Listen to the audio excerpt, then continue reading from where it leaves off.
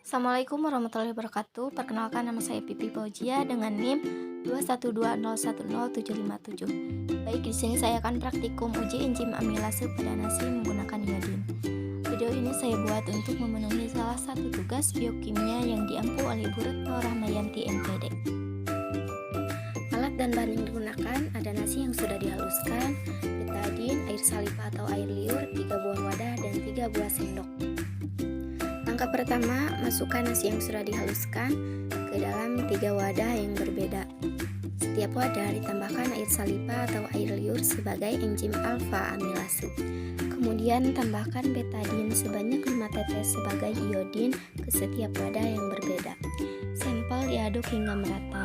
Kemudian setiap wadah tersebut diberikan perlakuan yang berbeda. Pada perlakuan pertama, sampel ditaruh pada suhu ruangan dan diamkan selama 15 menit. Perlakuan kedua dilakukan pada kondisi yang dingin dengan menggunakan es batu pada wadah dan air dingin. Perlakuan ketiga, sampel dimasukkan ke dalam panci dengan air mendidih sebagai penengas air. Kemudian diamkan selama 15 menit.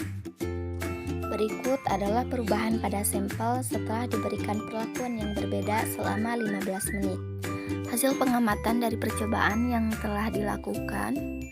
Yang pertama, pada suhu ruangan, uji amilase menghasilkan warna ungu, keruh, tidak pekat.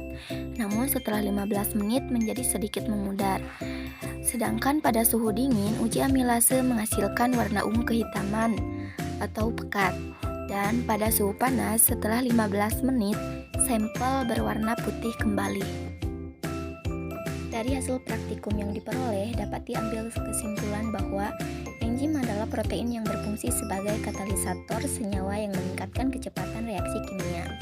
Enzim katalisator berikatan dengan reaktan yang disebut substrat, mengubah reaktan menjadi produk lalu melepaskan produk.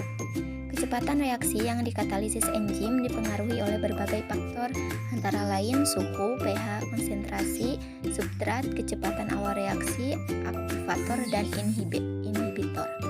Di luar suhu optimum, aktivitas enzim menjadi tidak maksimal. Bila suhu terlalu rendah, enzim menjadi tidak aktif. Sedangkan bila suhu terlalu tinggi, di mana benturan yang terjadi semakin banyak, maka struktur 3 dimensi dari enzim tersebut akan terganggu, sehingga enzim akan mengalami denaturasi atau dapat dikatakan enzim akan kehilangan sifat alamiahnya.